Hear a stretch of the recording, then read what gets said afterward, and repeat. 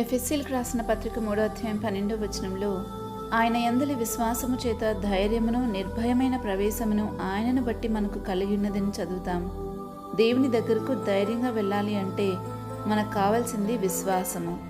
ఇది మనం చదివిన వచనంలో అర్థం చేసుకోగలము. నేను దేవుని నమ్మాను కాబట్టి ఆయన దగ్గరకు నేను వెళ్ళగలను, ఆ కృపాసనం వద్దకు నాకు ధైర్యంగా ప్రవేశం ఉంది అని అనుకుంటే మనం పొరబడుతున్నట్లే. నమ్మకం వేరు, విశ్వాసం వేరు. నమ్మకము మనలో నుండి పుట్టేది, అంటే మనం చూసిన దాన్ని బట్టి విన్న దాన్ని బట్టి కలిగేది. కానీ విశ్వాసము దేవుని చేత మనకి ఇవ్వబడేది. ఇది ఆత్మ సంబంధమైనది. విశ్వాసమునకు కర్త, దాన్ని కొనసాగించేవాడు క్రీస్తేనని హెబ్రీయులకు రాసిన పత్రిక 12వ అధ్యాయం 2వ వచనంలో చదువుతాం. ఎప్పుడైతే మనం క్రీస్తుని గురించిన మాటను వింటామో, అంటే ఆయన చెప్పింది చేసినప్పుడే ఆయన మాట వినినట్లు అని అర్థం చేసుకోవాలి.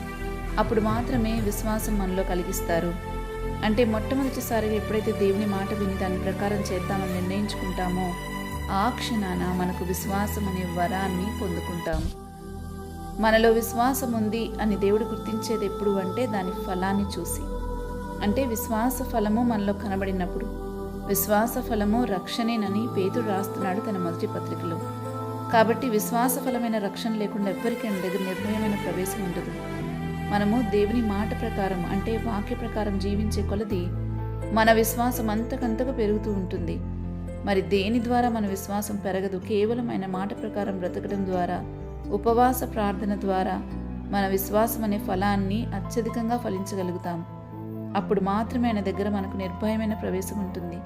ప్రభువు కూడా వాగ్దానం చేశారు, మీ యందు నా మాటలు నిలిచి ఉండినట్లా మీకేది ఇష్టమో అడుగుడి, అది మీకు అనుగ్రహించబడును అని.